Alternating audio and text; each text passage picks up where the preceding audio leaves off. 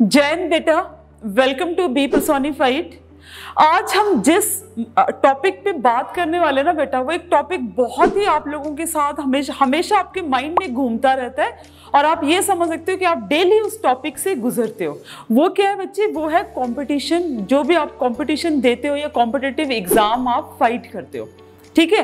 तो हम जब भी बेटा कॉम्पिटिटिव एग्जाम की बात करते हैं, हम सबसे पहले पैनिक हो जाते हैं। पैनिक क्यों हो जाते हैं? क्योंकि हमारे माइंड में एक थॉट आता है कि सीट्स इतनी है, ओके, और इतने सारे कैंडिडेट जो है वो एग्जाम देने वाले हैं। ये बहुत जनरल है, हमने भी अपने टाइम जब एग्जाम दिया करते थे बेटा तब फील किया, आप भी फील करते हैं। बट मैं आपको एक बात बताना चाहती हूँ कि everything competition is only based upon the mindset. बेटा कंपटीशन जो है ना माइंडसेट पे पूरा का पूरा फोकस रहता है, ठीक है। 2022 में अगर आपने एमएनएस का पेपर दिया था, नीट का एग्जाम दिया था और आप चाहते हैं, आपकी डिजायर एस्पिरेशन है कि 2023 में भी आप एमएनएस ऑफिसर बनना चाहते हैं, तो मैं आपको यहाँ पे छोटी सी स्ट्रैटेजी लेके आई हूँ बेटा, जिसको आप 2023 में फॉलो कर सकते हैं, एग्जाम दे सकते हैं बेटा और आप एग्जाम को क्लियर कर सकते हैं। सबसे बड़ी बात ये क्या है बेटा, अपने माइंड में ये थॉट नहीं लेके आना कि there are only 220 seats for the MNS, ठीक है। Because everything depends upon mindset. हर एक चीज किस पर डिपेंड करती है बच्चे? माइंडसेट के ऊपर डिपेंड करती है। जैसा हमारा माइंडसेट रहेगा वैसा ही हम किसी भी कंपटीशन एग्जाम में फोकस करेंगे, ठीक है। तो एक बात बेटा, सबसे पहला स्टेप जो आपने 2023 के लिए रखना है अपने लिए वो क्या है बेटा? Make yourself a filter paper. अपने आप को क्या बनाना है? फिल्टर पेपर बनाना है। फिल्टर पेपर बोलने का मतलब क्या है? यू हैव सीन बेटा कि जब भी हम फिल्टर पेपर से किसी चीज को भी एक्चुअली में फिल्टर करते हैं तो क्या निकल के आते हैं? फाइन पार्टिकल्स निकल के आते हैं, ठीक है। तो अपने माइंड से हर एक चीज को निकाल दो कि क्या आपकी कितनी सीट्स है, कितने कॉम्पिटिटर्स है, कुछ भी नहीं। आप अपने आप को एक फिल्टर पेपर बनाओ, ठीक है। फिल्टर पेपर्स की अपने आप को क्या एज्यूम करो कि मेरी लेयर्स है और मुझे इन सारी लेयर से क्रॉस होना है और 2023 में मेरे को एमएनएस एस्पिरेंट बनना ही बनना है। समझ में आ गया बच्चे? ठीक है। तो थोड़ा सा मैं आपको और गाइड करूंगी, बट इससे पहले मैं आपको एक जीके के बारे में बहुत इंपॉर्टेंट बात बताना चाहती हूँ बेटा। वो क्या है? इट इज अ सर्वे जिसके अकॉर्डिंग ये बोला गया है कि 2016 के बाद जितने भी कंपटीशन एग्जाम हो रहे हैं उनमें एक्चुअली में जो लेवल है बेटा टफनेस का, वो क्या हो गया? इंक्रीज हो गया, वो लेवल बढ़ गया है। समझ में आ गया? ऐसा इसलिए हुआ है, वाई? बिकॉज 2016 से पहले, ठीक है, वो सारी चीजें एक्चुअली में जो पूछे जाते थे एग्जाम में, बच्चे उनको कवर करके आते थे। तो एग्जामिनर का मोटिव क्या होता है? एग्जामिनर का मोटिव होता है बेटा आपको किसी भी कंपटीशन एग्जाम में फेल करना, पास नहीं करना। वो आपको फेल करना चाहता है। तो फेल कैसे करेगा?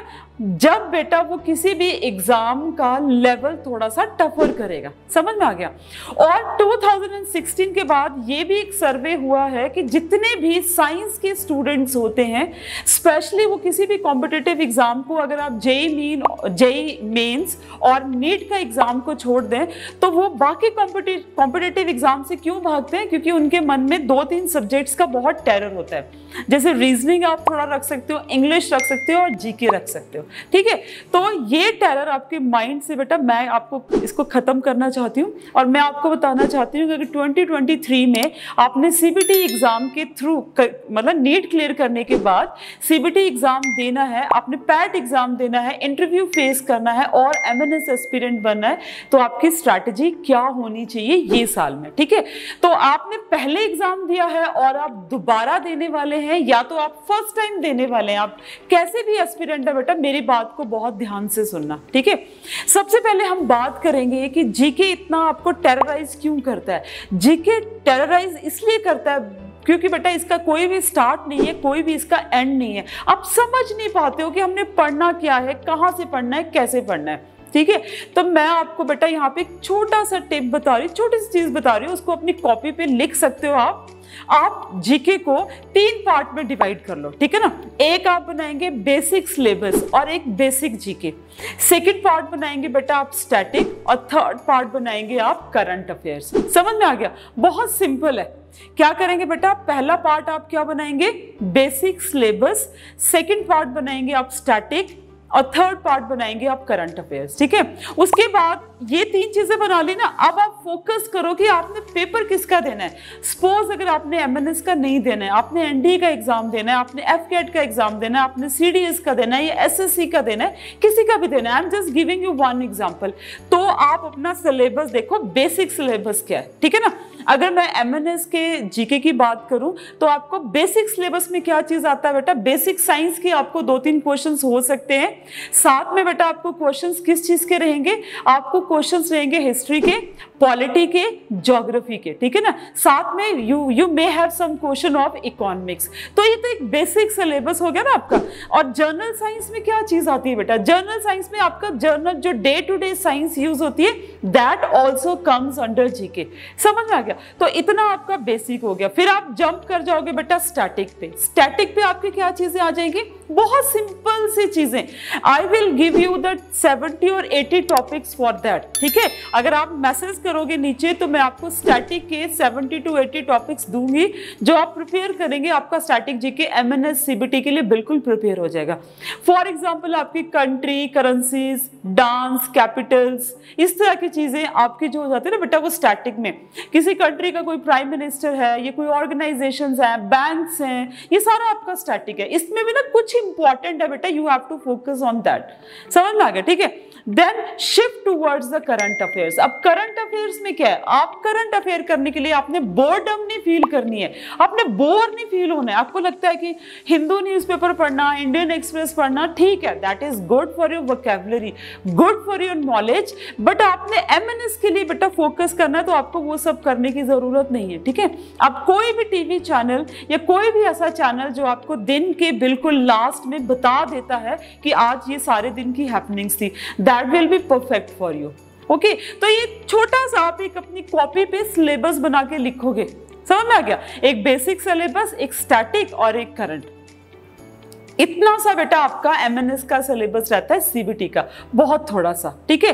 अब आप इसके बाद क्या करेंगे बेटा, अब आप जंप करेंगे अगले स्टेप पे।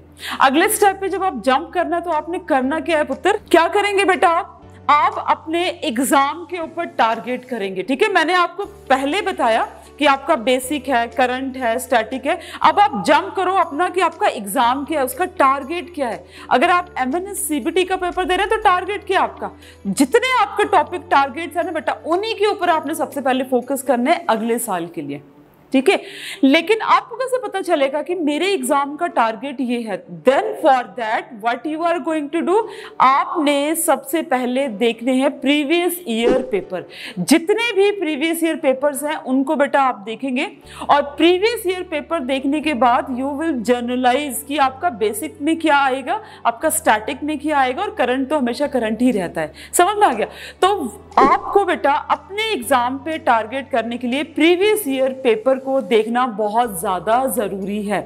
वो प्रीवियस ईयर एग्जाम्स को देख के ही आप जर्नलाइज कर पाएंगे। उसके बाद आपने अपना सिलेबस फिक्स कर लिया, आपने अपना टारगेट देख लिया कि this is my target, now you have to plan your execution. Execution के लिए क्या करना है बेटा, number 1 you have to focus on correct study material कि from where you will get the good study material and that is the basic requirement, ठीक है। आप बी पर्सोनिफाइड में आते हैं बेटा तो we will provide you a very good study material, वो तो आपको आने के बाद ही पता चलेगा। बट अगर आप बाहर से भी कहीं पढ़ना चाहते हैं तो भी मैं आपको बता रही हूँ कि जो भी आप जहाँ से भी आप पढ़ेंगे, जो भी आप पढ़ेंगे, आपका स्टडी मटेरियल एक्यूरेट होना चाहिए, ठीक है। आपने स्टडी मटेरियल से रिवाइज किया, रिवाइज करने के साथ साथ में you will also make notes of that topic. Notes बनाने के लिए आप मेमोरी फ्रेम यूज करो, निमोनिक्स यूज करो, ठीक है। उसके लिए बुलेट पॉइंट्स यूज करो, उसके लिए कोई चीज को जो है आप एक इमेज बनाओ, उसकी पिक्चर बनाओ उसकी, ठीक है। You can do anything. और अगर आपको लगता है तो आप ट्रिक्स भी यूज कर सकते हो, बट ट्रिक्स आपके अपने होने चाहिए, किसी से लिए हुए नहीं होने चाहिए बेटा, अदरवाइज आप वो भूल जाएंगे, ओके। तो this is the third step. उसके बाद क्या करना है बेटा आपने, you have to do the mock test. आप कोई भी टेस्ट सीरीज ज्वाइन कर सकते हैं जो आपके एग्जाम के साथ टारगेट करती है, उस पर आपने फोकस करना है, ठीक है।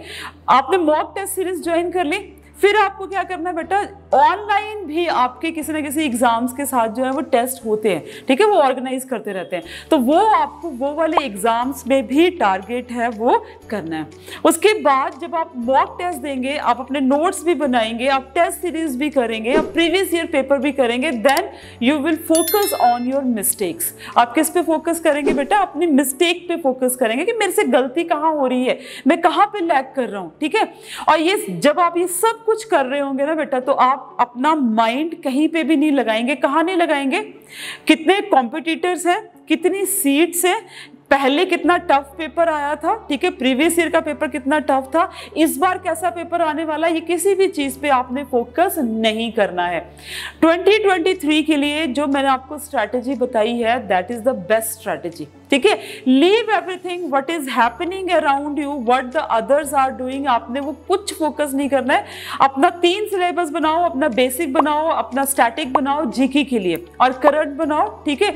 नोट मेकिंग बहुत इंपॉर्टेंट है। उसके बाद आप मॉक टेस्ट दो, प्रीवियस ईयर पेपर्स को सॉल्व करो, and then find out your mistakes. अपने मिस्टेक्स को आपने ढूंढना है कि आपने गलती कहाँ पे करी है। एंड कोई भी चीज करने के लिए आपने हेस्ट नहीं करनी है बेटा, जल्दी नहीं करनी है, ठीक है। आपको एग्जाम भी दे रहे हैं, आप कुछ भी कर रहे हैं, आप कोई चीज पढ़ रहे हैं, तो उसको आपने बहुत एकदम आराम से, अंडरस्टैंडिंग से चीजों को स्टडी करना है। ओके, सो ये छोटी सी टिप थी बेटा, थोड़ा सा मैंने आपको बताया। पूरा साल भर हम इसके बारे में डिस्कस करते रहेंगे कि हमें क्या करना चाहिए, क्या नहीं करना चाहिए, लेकिन एक बात मैंने आपको थोड़ा सा बूस्ट करने के लिए बोला है कि ये मत सोचो बेटा कि इट इज अ 2022, अभी अगस्त चल रहा है, आपके पास बहुत टाइम है, अगले साल एग्जाम होना है, आपको प्रिपरेशन अभी से शुरू करनी पड़ेगी। You have to search the things now, क्योंकि 1 साल लगता है बेटा किसी भी कॉम्पिटेटिव एग्जाम को क्लियर करने के लिए। 1 ईयर, 1 साल तो बच्चे लगाना ही पड़ेगा, और बहुत सोच समझ के, ठहराव के साथ, ठीक है, और एक स्ट्रैटेजी को फॉलो करते हुए। स्ट्रैटेजी को फॉलो करने के लिए आपको किसी ना किसी टीचर को फॉलो करना ही पड़ेगा। अब मेरे को फॉलो कर सकते हो बेटा बी पर्सोनिफाइड में, और ये मेरी पूरी गारंटी है कि अगर आप मेरे बोलने से, मेरे पैटर्न से जीके को पढ़ेंगे तो आपको सक्सेस जरूर मिलने वाली है। एंड आप देख सकते हो कि ये ऐसे नहीं बोल रहे, विद प्रूफ ये चीजें बोली जा रही हैं, हमने रिजल्ट प्रोड्यूस किए हैं बेटा, ठीक है।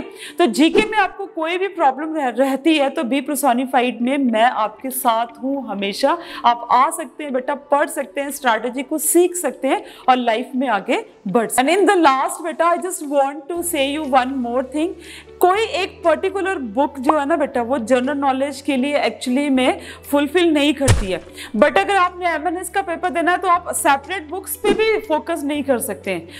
एमएनएस सीबीटी क्लियर करना है आपको, तो आपको टॉपिक्स पे फोकस करना पड़ेगा, जैसे मैंने आपको बताया बेटा वैसे करना पड़ेगा, ठीक है। With this all the best, good luck, do hard work, ठीक है। एंड आई होप कि आप एक अच्छी स्ट्रैटेजी बनाएंगे नेक्स्ट ईयर के लिए, 2023 के लिए, और सक्सेस जो है बिल्कुल आपके डोर पे रहेगी बेटा। जय हिंद, और मिलते हैं नेक्स्ट वीडियो में।